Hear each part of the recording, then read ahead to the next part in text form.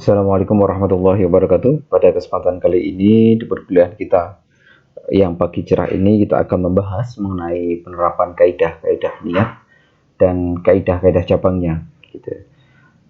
Seperti halnya kemarin yang kita bahas, bahwasanya di dalam pembagian kaidah niat itu ada beberapa hal gitu ya. Yang pertama adalah masalah penerapan kaidah niat dan kaidah-kaidah cabangnya dalam pertimbangan pengampunan dan syafaat juga. Ini dalam konteks hukuman. Kemudian dalam hal menerapkan kecapangnya ke setiap pemaafan dan pengampunan juga nanti ada pengklasifikasinya dan kualifikasinya. Kemudian ada penentuan pemaafan dalam eksekusi. Nah, kenapa sih permasalahan niat itu menjadi sangat penting? Karena seperti halnya disampaikan oleh para ulama fikih, bahwasanya niat itu menjadi pedoman dalam setiap tindakan, dalam setiap perbuatan yang ada di dalam Islam. Dari sejak bersuci sampai pada tahapan tindak pidana, persoalan-persoalan jinayat pun di dalamnya mengandung permasalahan berkaitan dengan niat. Gitu. Nah, makanya itu niat itu menjadi hal yang sangat mendasar gitu ya. Jadi seperti halnya di kaidahnya al-umuru bima qasadiha, jadi setiap perkara itu bergantung pada niatnya gitu. Ini bentuk dari perintah gitu, dan diterangkan juga di dalam Al-Qur'an berkaitan dengan itu, wa ilaihi yurja'un al-umur kulluh. Jadi berkaitan dengan setiap perkara itu dikembalikan lagi kepada bagaimana niatannya gitu.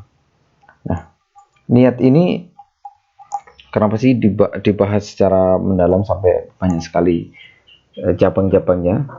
Karena niat ini nanti penentuannya juga tidak mudah gitu untuk menentukan misalnya perbuatan perzinahan. Niatannya itu apa dan karena apa, kondisinya seperti apa, ini kan harus digali lebih dalam. Oleh karena itu permasalahan niat menjadi pembahasan yang tidak singkat gitu. Jadi pembahasannya terus menerus gitu. Ini ini kalau kita berbicara permasalahan niat.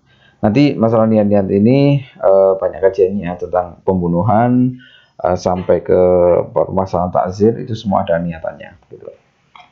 Kalau kita mau mengacu pada niatan. Kemudian kalau kita lihat juga berkaitan dengan sanksi pidana di bab bayanid diat, jadi bab yang menerangkan mengenai diat atau sanksi kriminal, itu dijelaskan wahya malu wajibu bijinayati ala khurri fi nafsi au torofi. Jadi diat itu sendiri itu memang suatu hal yang menjadi kewajiban bagi seseorang ketika memang ada kesempatan untuk pembayaran diat, yaitu misalnya ada pengampunan dan yang lain-lain. Nah, ini misalnya karena pencederaan jiwa ataupun masalah terhadap penghilangan anggota badan. Ya. Ketentuannya berbeda-beda ini permasalahan dengan diat ini. Nah, saja memang ini menjadi kewajiban wa magana lil mu'minin ayyaqtula mu'minan illa khata'a. Jadi tidak layak bagi seorang muslim untuk membunuh muslim yang lain. Nah, ini ketentuan-ketentuan semacam ini memang perlu ditegaskan di dalam hukum pidana Islam. Mengapa denda itu juga menjadi penting ketika kita melihat dari niatannya nantinya. Itu karena misalnya di Islam itu kan ada ketentuan 100 ekor unta gitu ya. Nah, itu karena ini juga berdasarkan suatu kisah di mana penduduk Yaman yang mengenakan hukum-hukum Islam. Nah, di antaranya itu adalah denda pembunuhan yang berupa 100 ekor unta. Nanti ini bisa disamakan an-nafi nafsi mi'atan minal ibli. Terus mengapa sih denda itu menggunakan nominal harga unta ketika tidak mendapatkannya? Bagaimana ketika tidak ada unta itu? Nah, ini kan dan alasannya apa kenapa harus unta? Karena unta itu merupakan bentuk ganti rugi pada saat itu konteksnya ya. Maka kembali lagi kepada harganya ketika ada untanya. La'annaha badalu mutlafin fayarji'u ila qiyamitiha inda i'wadi aslih. Jadi ini berkaitan dengan penggantiannya itu.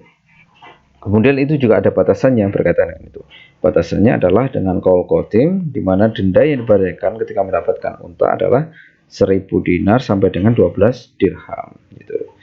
Nabi Muhammad SAW menyampaikan ala ahli zahabi alfu dinari wa ala ahli waraqin nasi asyara alfa dirham. Jadi ini kita bicara lagi konteks pada saat itu ya. Jadi penggunaannya adalah dinar dan dirham. Jadi bagi pemilik emas itu 1000 dinar, kemudian bagi pemilik perak adalah 12 dirham gitu.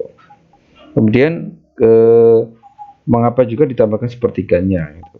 Itu karena ada model pemberatan hukuman. Nah, ini konteks pemberatan hukuman di sini adalah ditentukan juga dari niatannya juga. Gitu. Jadi misalnya permasalahan diat ini zida 'alaiha li ajli taghlizi. Jadi berkaitan dengan permasalahan pemberatan hukuman. Gitu. Lalu ada berbagai permasalahan-permasalahan lain yang berkaitan dengan permasalahan pemaafan. Yang pasti di sini adalah masalah niat itu dibahas secara banyak ya di dalam kaidah yang pertama ini al-umuru bima qasatiha, dan ini menjadi bentuk yang ideal, dan dalam Quran dijelaskan juga wa ma umiru illa liya'budullaha mukhlishina lahuddin.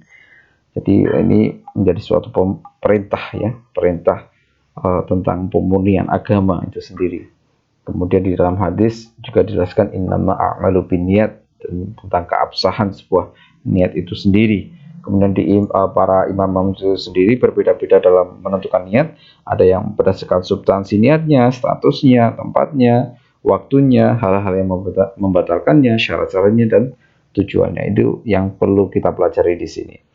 Kemudian itu juga dijelaskan di Al-Mawahib Al-Saniyah ya, yang berkaitan dengan permasalahan kesengajaan ataupun substansi dari niat itu sendiri. Nanti akan ada pembahasan di yang lain. Di kitab Al-Ahkam As-Sultaniyah juga dijelaskan tentang bagaimana niat itu menjadi asumsi, menjadi definisi yang juga penting untuk kita menentukan bagaimana tindakan dari konteks negara untuk menentukannya gitu. Kemudian di status niat juga dijelaskan bagaimana misalnya seseorang yang harus memberikan keputusan secara hukum formalnya gitu. Nah, itu semacam itu. Kemudian ada beberapa ulama-ulama yang memang menentukan beberapa persyaratan berkaitan dengan niat, seperti halnya Al-Qadi Al-Abu Thayyib, Ar-Rafi An-Nawawi, Imam Al-Ghazali juga bisa menyatakan semacam itu berkaitan dengan niat gitu. Kemudian jadi tempat niat itu juga penting ya, innama al-mal al-biyan niat. Jadi bagaimana kita meniatkan itu, tujuannya untuk apa, itu penting gitu. Ketika suatu tindakan pidana sebenarnya tidak diniatkan untuk melukai, ternyata sampai melukai, sampai membunuh, itu kan kemudian dikaji lebih mendalam untuk yang berkaitan dengan itu. Jadi awal hakiki dan awal nisbi itu menjadi permulaan yang penting dalam kajian permasalahan dengan kaidah ini gitu. Nanti karena ini akan menentukan berkaitan dengan itu. Kemudian ya juga ada ketentuan umumnya, madza khala bi ikhtiyari yustaratu muqaranatu wa mafala. Jadi berkaitan dengan apapun itu harus ada persyaratan berkaitan dengan niat-niatnya itu gitu. Kemudian berkaitan dengan kalau kemarin ya disinggung juga wa innama likulli imri'in ma nawa. Jadi setiap perbuatan apa hal itu bergantung pada niatnya. Nanti akan ditayinkan ke arah situ.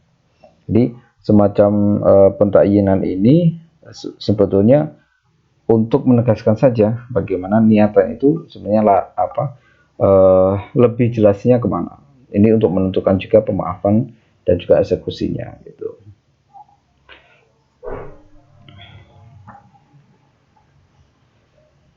Kemudian berkaitan dengan niat ini nanti ada pembahasan lintas mazhab, di mana ada Imam Syafi'i, Hanafi, Hanabilah, dan Malikiyah itu memiliki perbedaan pendapat berkaitan dengan niat ini. Nanti kita bisa terapkan ke dalam permasalahan pidana, di mana misalnya permasalahan niat ini dijelaskan ada salah satu kaidah juga, abratu fi yunqudi lima qasidi wal ma'ani li alfazi wal mabani. Jadi berkaitan dengan pegangan yang harus dilihat secara maknanya, secara lafalnya, dan secara perkataannya untuk menentukan niat itu sendiri. Oke, sekian dulu kuliah kita. Nanti bisa diskusi lebih lanjut. Wassalamualaikum warahmatullahi wabarakatuh.